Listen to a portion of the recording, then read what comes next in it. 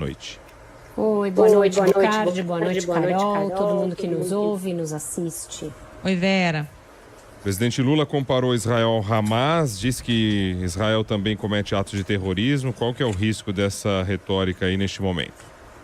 É grande, né, Bocardi? O presidente da República tem de ser o mais comedido possível com declarações no momento como esse. O Lula tem sido ali muito constante em cometer esse tipo de arrobo retórico que acaba agravando as situações. Já tinha acontecido na guerra da Rússia e da Ucrânia, e agora voltou a acontecer. Nos dois casos, ele acaba equiparando a responsabilidade do primeiro agredido com a do agressor. E não que Israel não tenha cometido, e isso não tenha de ser investigado, eventuais crimes de guerra nessa briga, nessa luta, enfim, na guerra com o Hamas.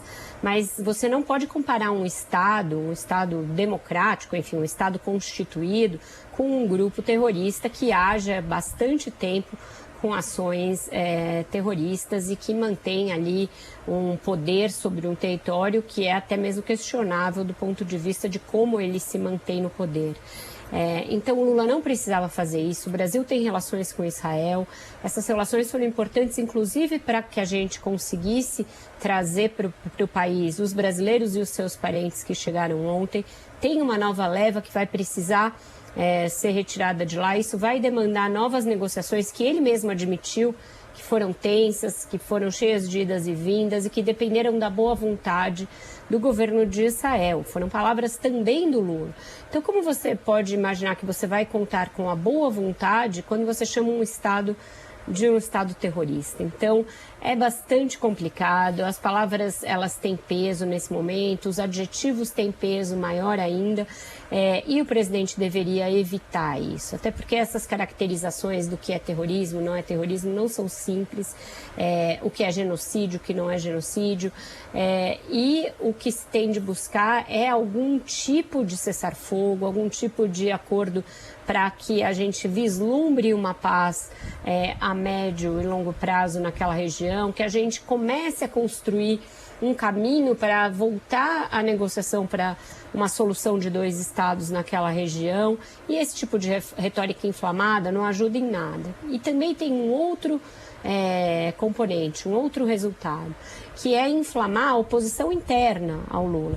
Ele conseguiu, com essa declaração, aglutinar setores que não estavam mais tão radicalizados contra o governo e que agora vão fazer um ato contra o governo. Isso inclui, por exemplo, várias denominações evangélicas que vinham baixando o tom da crítica ao Lula, vinham baixando o tom na oposição e agora estão sendo arregimentadas pelo ex-secretário da SECOM, Fábio Weingarten, que é advogado do Jair Bolsonaro, para um grande ato de repúdio a essa declaração do Lula. Várias organizações judaicas, organizações nada radicalizadas, bastante moderadas e que têm tido um discurso moderado nesse conflito, como a Confederação Israelita do Brasil, fizeram também manifestações de repúdio às falas do presidente, que foram feitas em dois momentos.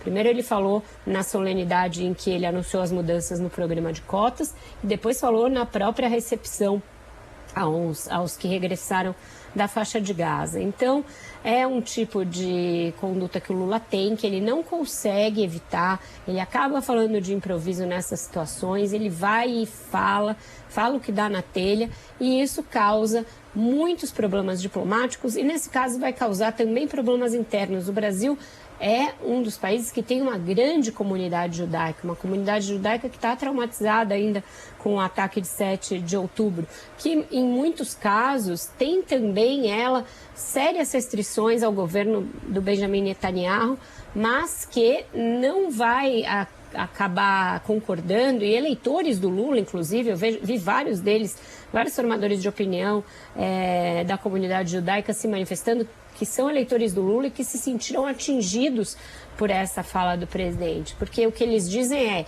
o Hamas nega a possibilidade de o Estado de Israel existir. Então, você comparar um Estado com um grupo que nega a existência, o direito à existência de um Estado, do Estado de Israel, não seria possível, não seria justo e não seria ali aceitável num momento como esse. Então os ânimos estão todos muito inflamados. A gente tem visto dos dois lados uma incapacidade de ouvir o outro lado e o presidente não precisa contribuir para a radicalização do discurso público num momento como esse. Ô Vera, mudando de assunto, aquele caso da dama do tráfico amazonense continua rendendo, né? Já tem até pedidos de impeachment do ministro Flávio Dino por causa disso, também de investigação pelo Ministério Público. Carol, é um outro caso em que uma bola fora do governo acaba jogando água no moinho da oposição, levando água para o moinho da oposição. O Flávio Dino é um alvo preferencial da oposição, como a gente bem sabe. Tem sido assim desde o início do governo, muito pela postura muito assertiva que ele tem. Até vou fazer uma análise dessa situação na minha coluna de amanhã no Globo.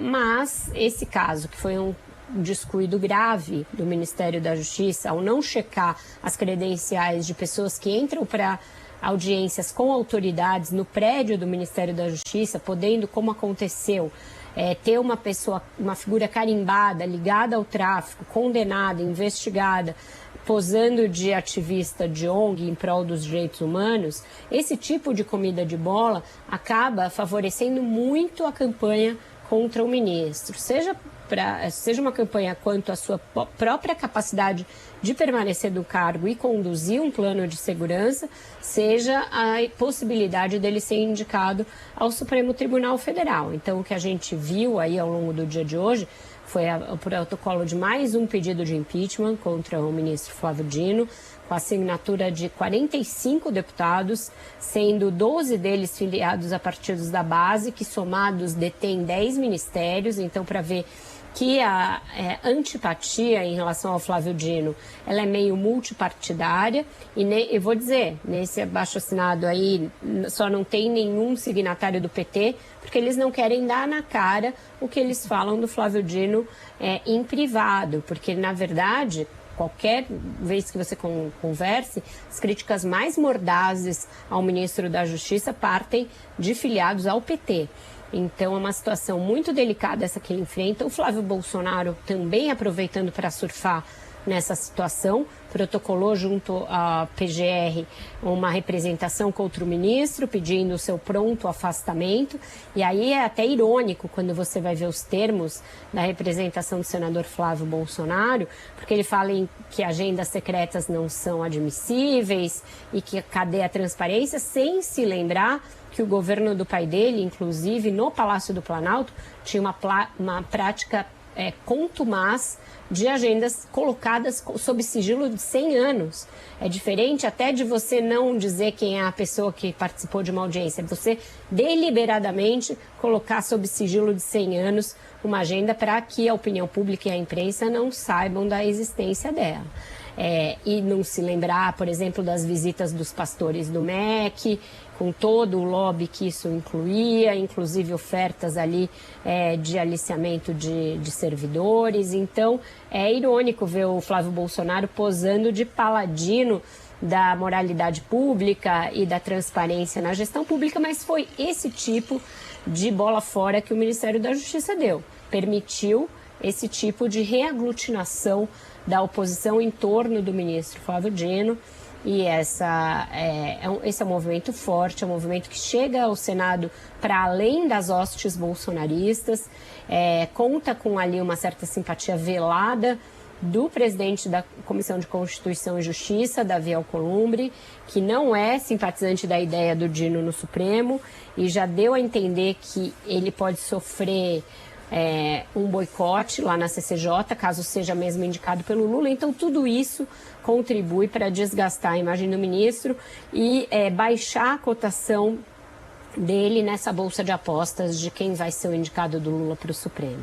Até Boulos, né? Em São Paulo também está...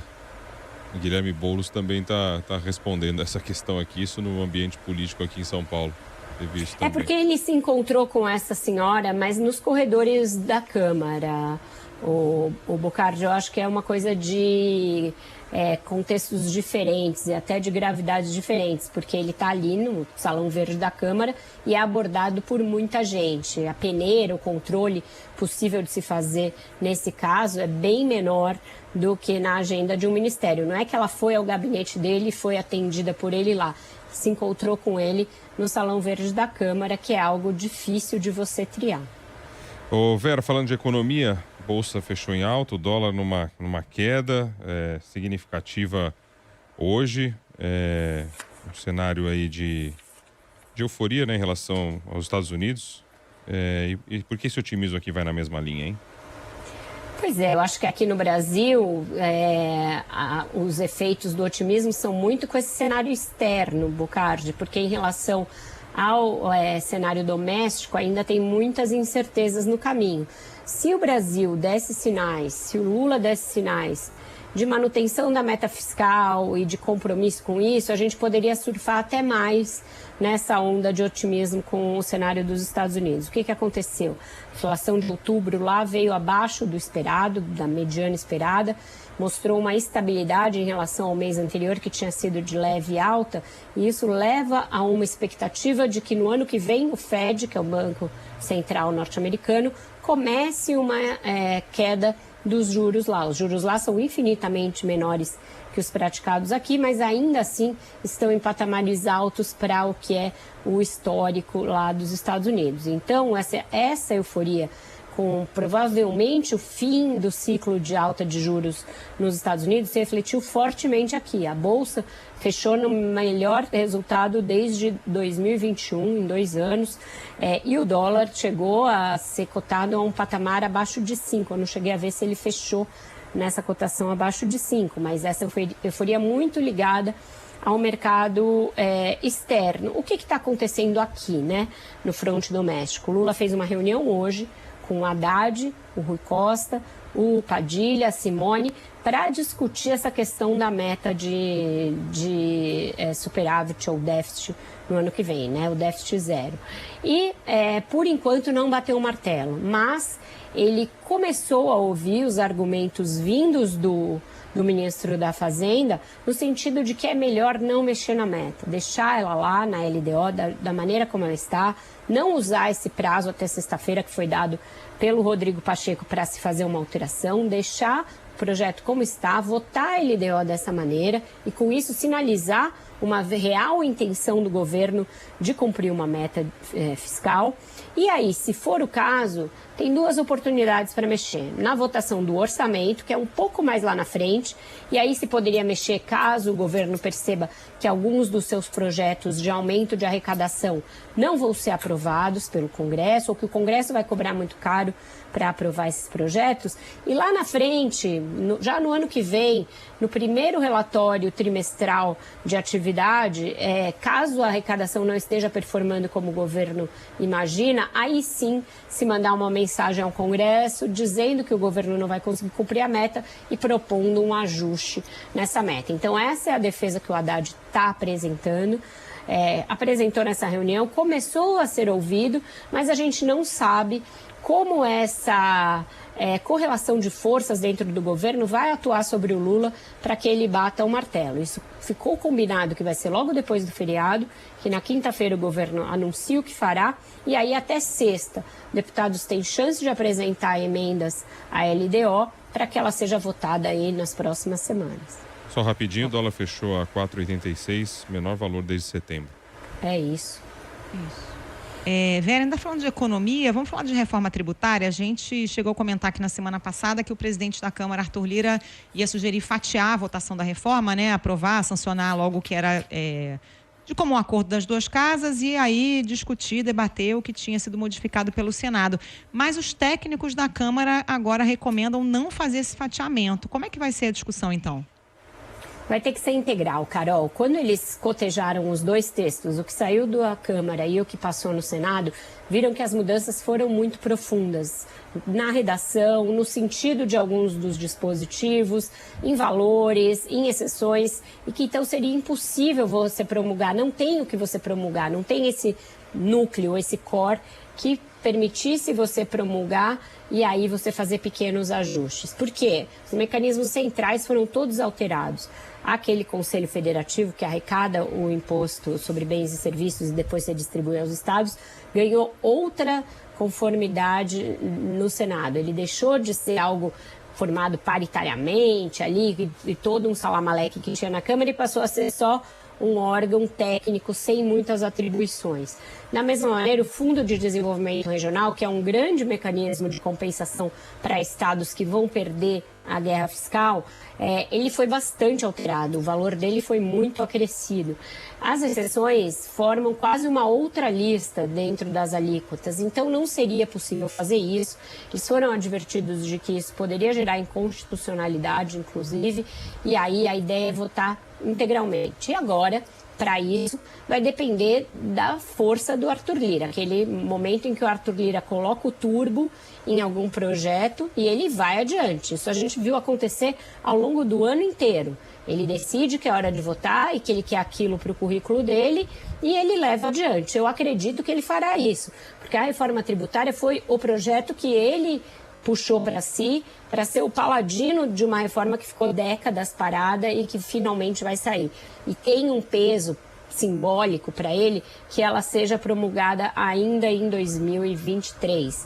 Então ele vai colocar fogo no relator, Aguinaldo Ribeiro, ele vai colocar fogo nos partidos, ele vai tentar diminuir ao máximo a possibilidade de novos lobbies atuarem para novas exceções e para outras mudanças, para que não tenha que voltar ainda para o Senado e para que ela possa ser promulgada esse ano. Eu apostaria que o turbo Arthur Lira vai começar a atuar assim que o texto final chegar na Câmara, porque tem isso, ainda não chegou também oficialmente o texto com todas as mudanças de plenário, não chegou à Câmara.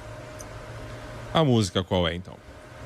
Pois é, hoje é o show da Alanis Morissette no Allianz.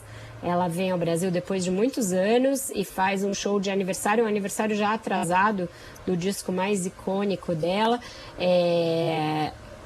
que fez aniversário de 25 anos, na verdade, em 2020, mas era no auge da pandemia, então só agora a turnê está acontecendo. Bocardi é um disco, Jagged Little Pills, que enfileirou hits, foi o segundo álbum solo mais vendido por uma cantora mulher na história da discografia mundial.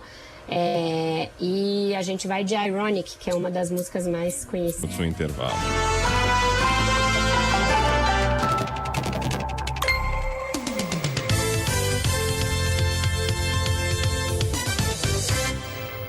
O final de ano está chegando. Já tem programação para o Natal, Réveillon e as férias de janeiro. O Cian Resort Baía Atlântica espera a sua família com muito conforto e diversão.